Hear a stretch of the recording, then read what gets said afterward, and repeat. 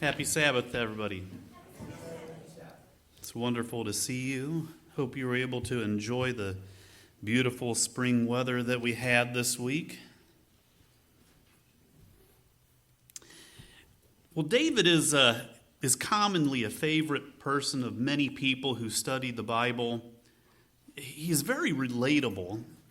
You know, his flaws are laid out before us for everyone to see, like no other person. But I think that helps people relate to him. You know, he's a repentant man despite those flaws, and he tries to change, and he struggles with that. In the record of David's life, there's one area that we're going to turn to, one event, and we're going to turn to 1 Samuel chapter 25. We're going to read about this event that occurred in David's time. And we're going to read through this and kind of summarize as we go through here. We're not just going to read all of this, the entire event. We'll summarize the aspects of it, though. But sometime starting off in the first verse of the chapter, it tells about Samuel dying. And after Samuel dies, David is traveling in the wilderness, and he's still fleeing Saul's persecution of him. And accompanying him is about 600 men. And they end up in the lands of Nabal, or in Nabal's area of I can't remember the town that Nabal lived in, but I didn't write that down. But Nabal's area. And in verse 2, it goes in to describe Nabal. It's in Moen. I don't know how to pronounce that, but in Carmel. But anyways, it's if anybody's a Hebrew expert, they can have fun with these names. But it describes how rich Nabal is. And it talks about him owning 3,000 sheep and 1,000 goats. And the area that you would have to pasture these animals, to take them around, the shepherds, is probably a vast area. They'd eat every blade of grass around. It also describes Abigail and Nabal, Abigail, Nabal's wife. And it says Abigail's of good understanding and beautiful. If you want to take a little bit of time on your own, you should go into the word study of how it's describing Abigail here and go into the Hebrew words. The English is not descriptive enough. And it describes Nabal as a harsh and evil in his dealings with people. So today, as we read about this account, we're going to read about the different aspects and the differing actions that three people take: Abigail, Nabal, and David. The title of my sermonette here is One is Harsh, One Short-Tempered, and One Wise. So here is a summary of the situation. In verses 4 through 8, David sends 10 young men to Nabal. And he asks them for something in return for his actions. David's reasoning for his asking is that he and his 600 men have come into the area that Nabal's shepherds were, and David and his men did not harass them or take any of his sheep. Well, isn't that what he's supposed to do in the first place? That would be stealing. It would be rude to be hassling these people. And then if you read later on in verses 16 and 21, it attests the fact that David was guarding Nabal's possessions. So he's actually standing guard over Nabal's flocks. So David asked Nabal to give what seems fit for David's actions in a hospitable fashion. Now, nowhere does it say Nabal asked David to guard his sheep, his shepherds, or anything like that. So to me, when I think about this situation, I kind of think of like if you're in a city or a town, a big city, and you're driving your car, you pull up to a stoplight, and somebody runs out and starts washing your windows and asks for money in return. And you're like, I didn't even ask you for this. You know, what nerve do you have of doing this for me and expecting some return? I don't know. So anyways, it was just kind of a thing that came into my head. Well, here, let's kind of summarize now the reactions that take place here. The first reaction is Nabal is harsh. In verses 10 through 11, Nabal refuses to be hospitable and to give David and his men. Again, in Nabal's defense, David wandered into the area. David did not bother Nabal's shepherds nor take from his belongings, which is what he should have done to begin with. And Nabal did not ask David for anything, to guard his people or his property. Nabal truly didn't owe anything to David at all. Nabal, especially having wealth though, he could have been very hospitable. He didn't have to act harshly. David did not demand a specific amount. He didn't say, hey, I did this, here's my wages, and supply this much for my 600 men for this long a time, however long I've been guarding you. But instead of being harsh and inhospitable man, Nabal could have given a token of hospitality to David. The second action, David is short-tempered. In verse 13, it describes how short-tempered David was. He is so upset by Nabal's reaction of inhospitality and harshness that he is ready to take 2/3 of his men with their swords to confront Nabal. This is not intended to be some meet and greet. As me and Killian like to play, he's not going there to play rock, paper, scissors. By taking swords, David's short-tempered response is leading him to bloodshed. David is not just mad here. Think about this. You're not just angry. You're ready to take your swords and you're going to go to an area, it's coming to the point where you're ready to slaughter innocent people. In verse 31, it is confirmed that David's action would have shed innocent blood in avenging his own honor. Now let's discuss a little bit the third case, and that is Abigail. Abigail is wise and has discernment, and this is described through verses 14 through 31. Abigail diffuses the situation. Due to her wisdom, she quickly responds. She does not have time to talk nor double check with her husband, and she obviously knows his character, and he probably would have opposed all aspects of this. So upon her own judgment, she acts. And it says in verses 18 through 19, it quickly summarizes what she did in response. In those two verses, it describes that Abigail quickly provides a meal for each of David's 600 men. Each person would approximately get 1/3 of a loaf of bread, 1/3 of a pound of lamb, 1/3 of a fig cake, and then some wine and raisins and parched grain. So they would have had a nice meal. And then, in Abigail's response, verses 24 through 31, she is very wise in her words when she talks to the enraged David. She speaks to him kindly, respectfully,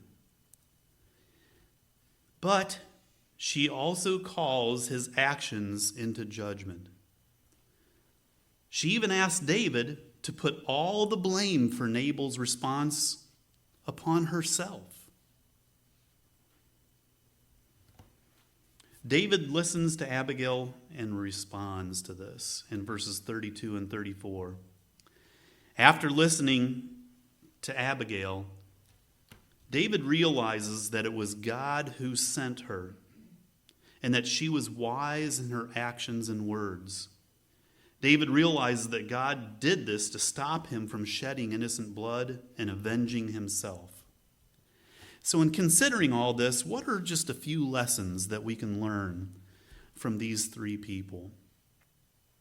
1, be kind and hospitable.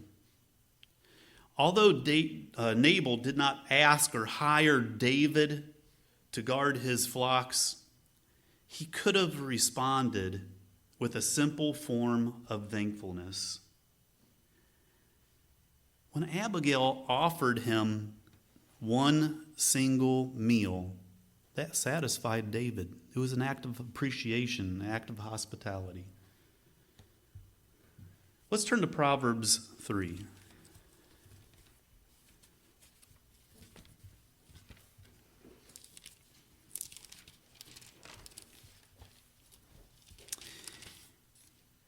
And we will read here in Proverbs 3, verse 27. It says here, "Do not withhold good from those whom it is due, when it is in your power to do so." You know, Nabal absolutely had the means to do something good to David. A simple meal for those people.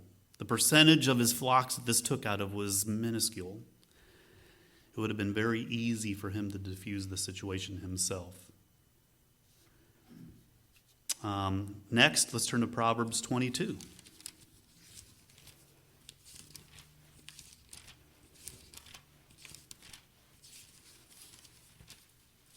And we'll read verse 9.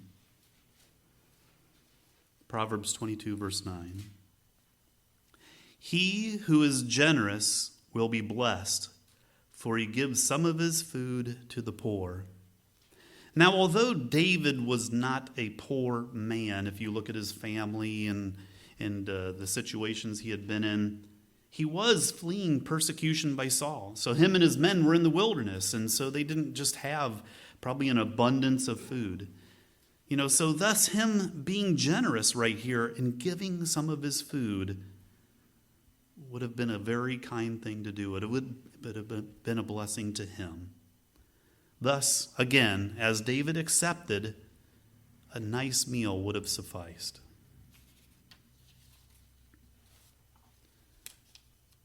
Sorry. I kept my one note in my hand and forgot to put it down. I confused myself for a second there. The second point that we can learn from is do not be short-tempered. David really had zero ground to stand on. He was not asked to guard Nabal's property. By treating Nabal's shepherds kindly and not stealing or taking from them, from Nabal's sheep, David did what a servant of God should have done. But he lost his temper so intensely because his honor was hurt.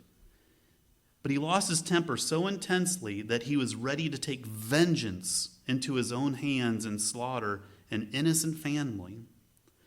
Ironically, it's David's son Solomon that writes a lot about quick-tempered people.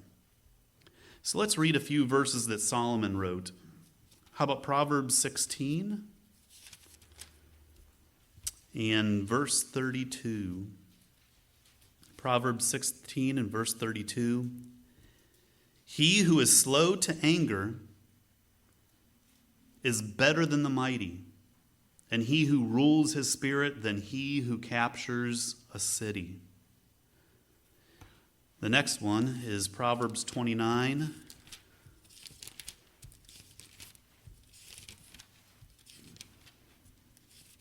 In verse 11. Proverbs 29, verse 11.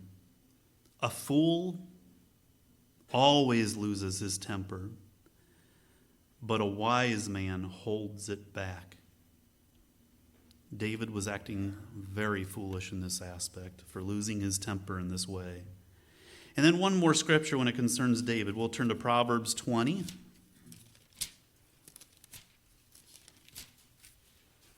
In verse 22. Proverbs 20 and verse 22. "Do not say, 'I will repay evil.' Wait for the Lord, and he will save you." If something needed to be done about David's honor, David did not need to do it. He could have waited for God to do whatever he determined needed to be done. The third point that we can learn from Abigail is to seek wisdom and discernment. Part of wisdom is knowing what to say in the right time and how to say it, and also how to correct someone. Abigail was definitely a great example in this. So let's turn to Proverbs 25 and read a scripture that talks about this. In Proverbs 25, verses 11 through 13. And after we read through this, think of David's response, to Abigail and how she approached him. In verse 11, like apples of gold in settings of silver is the word spoken in right circumstances. Like an earring of gold and an ornament of fine gold is a wise reprover to a listener. Like the cold snow in the time of harvest is a faithful messenger to those who send him, for he refreshes the soul of his masters. Abigail definitely called out David's sin. As a matter of fact, let's go back to that really quick and read what she said to him in 1 Samuel.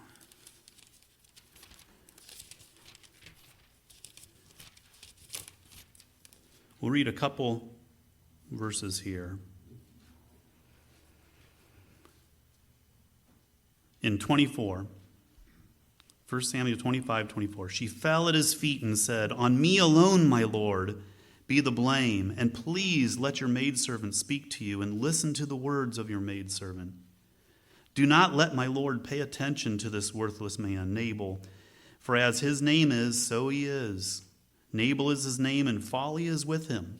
But I, your maidservant, did not see the young men of my Lord whom you sent. Now, therefore, my Lord, as the Lord lives and as your soul lives, since the Lord has restrained you from shedding blood and from avenging yourself by your own hand, now then let your enemies and those who seek evil against my Lord be as Nabal. Now let this gift which your maidservant has brought to my Lord be given to the young men who accompany the Lord, my Lord. Please forgive the transgression of your maidservant, for the Lord will certainly make for my Lord an enduring house, because my Lord is fighting the battles of the Lord, and evil will not be found in you in all your days. Should anyone rise up to pursue you and to seek your life, then the life of my Lord shall be bound in the bundle of the living with the Lord your God. But the lives of your enemies he will sling out as from the hollow of a sling.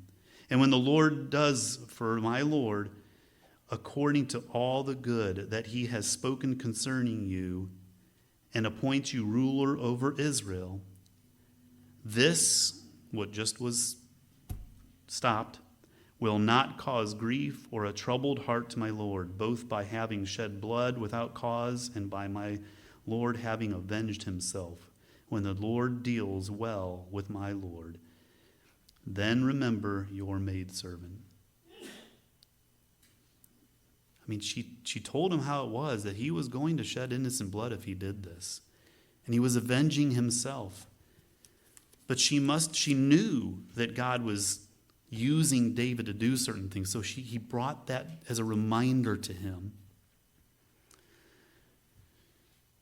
So she had the wisdom to follow God's lead.